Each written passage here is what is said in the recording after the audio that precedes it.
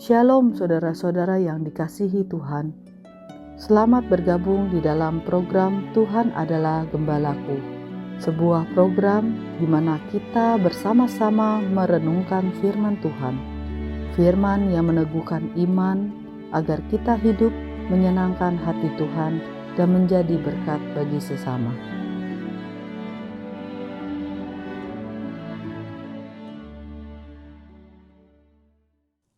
Shalom saudara-saudara yang dikasihi oleh Tuhan.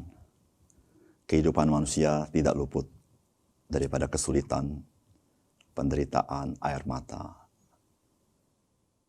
Kiranya Tuhan selalu memberikan kita kekuatan manakala kita menghadapi semuanya itu. Dan kita percaya Tuhan tidak meninggalkan kita. Salam jumpa dalam program Tuhan adalah Gembalaku. Penderitaan adalah bagian dari kehidupan kita setiap hari. Ada banyak faktor-faktor yang membuat manusia menderita dalam hidup ini. Di antara lain, saudara-saudara, bencana alam yang belakangan ini begitu marak terjadi. Tapi juga bisa terjadi karena binatang buas yang masuk ke sebuah kampung dan memporak-porandakan kampung itu, bahkan ada yang meninggal karena binatang buas itu. Mungkin juga karena bencana kelaparan yang membuat manusia menderita dan banyak yang meninggal. Atau mungkin wabah penyakit, pandemi yang terjadi.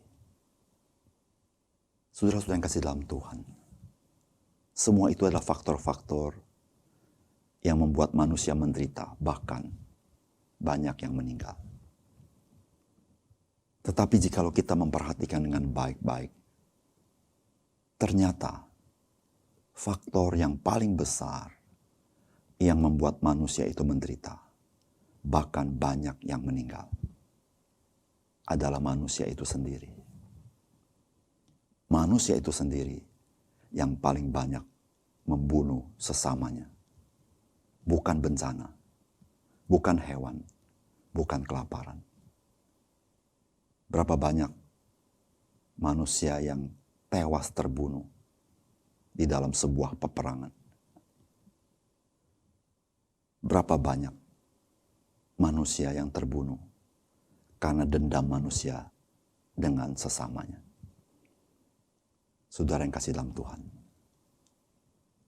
manusia yang diciptakan Tuhan menjadi manusia yang dikuasai oleh dosa.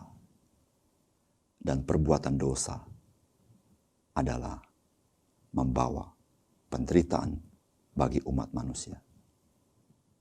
Saudara-saudara, inilah akan kita renungkan dari firman Tuhan yang terdapat di dalam Injil Matius pasal 12 ayat 9 sampai 15a. Setelah pergi dari sana, Yesus masuk ke rumah ibadat mereka. Di situ ada seorang yang mati sebelah tangannya. Mereka bertanya kepadanya, "Bolehkah menyembuhkan orang pada hari Sabat?" Maksud mereka ialah supaya dapat mempersalahkan dia. Tetapi Yesus berkata kepada mereka, "Jika seorang dari antara kamu mempunyai seekor domba, dan domba itu terjatuh ke dalam lubang pada hari Sabat, tidakkah ia akan menangkapnya dan mengeluarkannya? Bukankah manusia jauh lebih berharga daripada domba? Karena itu boleh berbuat baik pada hari Sabat." Lalu kata Yesus kepada orang itu, "Ulurkanlah tanganmu." Dan ia mengulurkannya, maka pulihlah tangannya itu, dan menjadi sehat seperti tangannya yang lain. Lalu keluarlah orang-orang Farisi itu dan bersengkongkol untuk membunuh dia. Tetapi Yesus mengetahui maksud mereka, lalu menyingkir dari sana.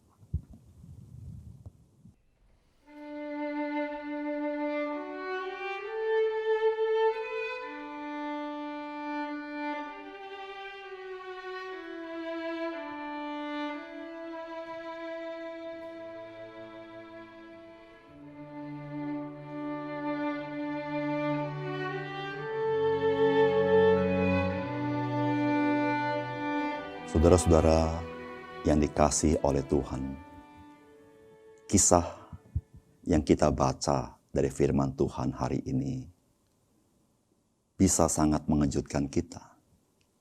Ketika ada seorang yang masuk rumah ibadat orang Yahudi, di mana sebelah tangannya lumpuh.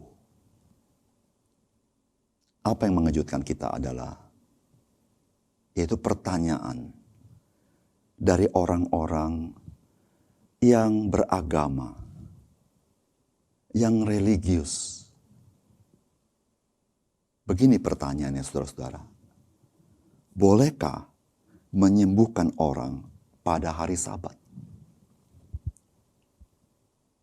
Heran bukan pertanyaan ini? Saudara-saudara, orang-orang beragama pada zaman itu, mereka coba memberikan detail apa artinya tidak boleh bekerja pada hari Sabat. Maka di dalam peraturan mereka bikin, tidak boleh ada kesembuhan pada hari Sabat. Saudara yang kasih dalam Tuhan,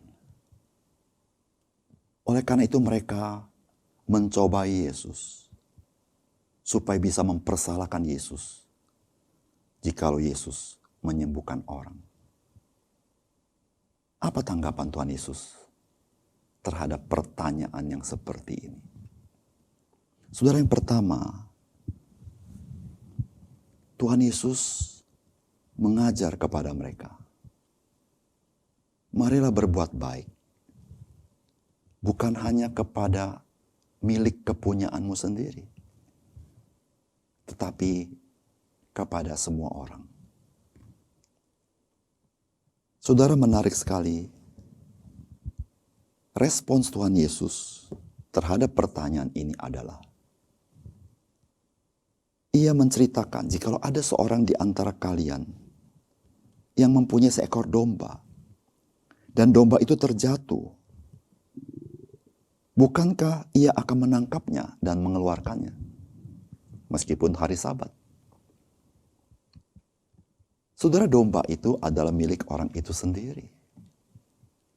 Dan domba itu terjatuh dan hampir masuk terperosok. Saudara, bukankah orang itu akan cepat-cepat mengangkat domba itu, meskipun itu hari Sabat? Mengapa demikian? Karena domba itu miliknya. Saudara-saudara, bukankah seringkali manusia tidak peduli dengan orang lain, tapi dia lebih peduli dengan miliknya sendiri. Manusia lebih memberikan beban kepada orang lain, tapi lebih bisa menerima kepada milik kepunyaan sendiri. Saudara-saudara, Tuhan ingin menegur orang-orang beragama ini. Mereka sangat mencintai milik mereka sendiri, tapi mereka memberikan peraturan demi peraturan ketika terkait dengan orang lain. Saudara yang kasih dalam Tuhan, Tuhan mengajar kita harus berbuat baik, bukan hanya kepada milik kepunyaan kita sendiri, tapi kita harus berbuat baik kepada semua orang, di mana Tuhan mengasihi mereka. Yang kedua, saudara, Tuhan mengajar kepada kita supaya kita memiliki skala prioritas yang benar dalam hidup kita. Tuhan memberitahukan kepada kita bahwa manusia adalah makhluk yang paling berharga yang Tuhan ciptakan di dunia ini. Tidak ada ciptaan lain yang setara dengan manusia. Bahkan hewan yang paling kita kasihi, kita harus lebih mengasihi manusia daripada hewan. Saudara-saudara yang kasih dalam Tuhan, seringkali dalam hidup kita lebih peduli kepada benda-benda yang kita sayangi daripada kita peduli dengan anggota keluarga kita mungkin. Kita lebih menghargai, lebih memelihara hewan ternak kita dibanding kita menghargai teman-teman kita. Kita rela membayar harga begitu mahal untuk seluruh hal, benda-benda, hewan-hewan yang kita sukai. Tetapi kita tidak peduli dengan kehidupan orang lain. Bahkan mungkin dengan anggota keluarga kita sendiri. Saudara-saudara, Tuhan Yesus mengingatkan kita.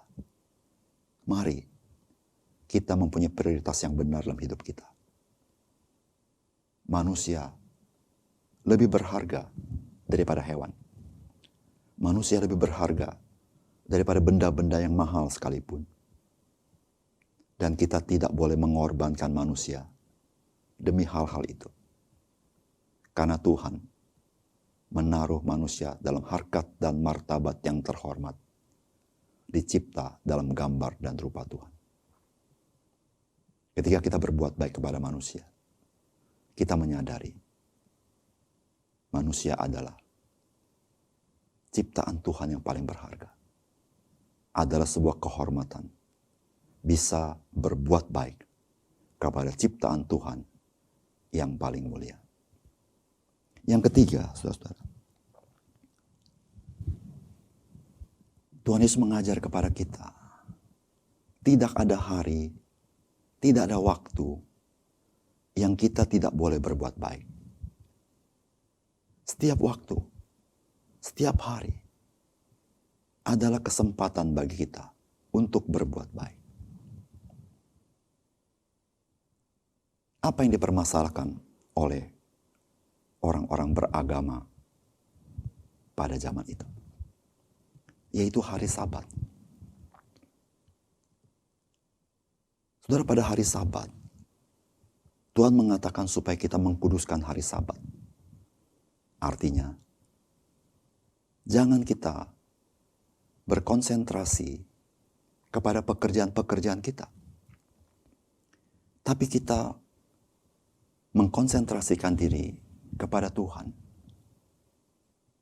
Karena kita membutuhkan Dia. Setelah kita bekerja 6 hari, maka pada hari Sabat, kita datang kepada Tuhan. Menyembah Dia. Mengalami kekuatan daripada Dia. Mengkhususkan waktu itu, memuji nama Dia. Tetapi saudara-saudara, bukan maksud Tuhan ketika engkau memfokuskan diri kepada Tuhan, engkau mengabaikan orang lain. Tuhan mau, meskipun itu hari Sabat, ketika ada orang lain butuh pertolonganmu, engkau harus segera menolong dia. Saudara-saudara, hari Sabat tidak difokuskan untuk kepentingan diri kita. Hari Sabat, kita fokuskan hidup kita kepada Tuhan. Dan juga kepada orang lain. Kita belajar mengasihi Tuhan. Belajar mengasihi orang lain. Setelah kita sibuk beberapa waktu dan kita ada kesempatan untuk memperhatikan orang lain. Saudara-saudara, berbuat baik setiap waktu adalah kesempatan. Adalah anugerah Tuhan bagi kita. Jangan kita tahan untuk berbuat baik kepada orang lain. Ketika perbuatan baik kita dibutuhkan oleh orang lain. Mari kita berdoa. Bapa kami dalam surga, kami berterima kasih karena Tuhan mengajar kami kasih kepada Engkau dan kasih kepada sesama. Supaya kami bisa menghidupinya. Dengan demikian, kami boleh memperkenankan hati Tuhan. Tuhan tolong kami, sebagai anak-anak Tuhan, kami ingin menyatakan kebaikan Tuhan dengan kebaikan yang kami berbuat kepada orang lain. Sehingga di tengah dunia yang penuh dengan kejahatan, maka banyak orang melihat kebaikan Tuhan dan mereka boleh datang kepada Engkau ya Tuhan dan mengalami kasih Tuhan dalam hidup mereka. Bapa di surga, biarlah kami menghargai kesempatan demi kesempatan untuk berbuat baik kepada orang lain. Karena kami melakukannya kepada manusia yang diciptakan Tuhan di dalam peta dan teladan Tuhan. Kami terhormat bisa membantu mengasihi orang lain. Sebagaimana Tuhan telah menolong hidup kami. Ya Tuhan, kami serahkan hari ini kepada Tuhan. Ajar kepada kami supaya relasi kami dengan Engkau membantu kami, mendorong kami mengasihi orang lain sebagaimana Tuhan mengasihi kami. Hari ini kami serahkan kepada Engkau. Jadikan kami berkat bagi orang lain ya Tuhan. Di dalam nama Tuhan Yesus kami berdoa. Amin.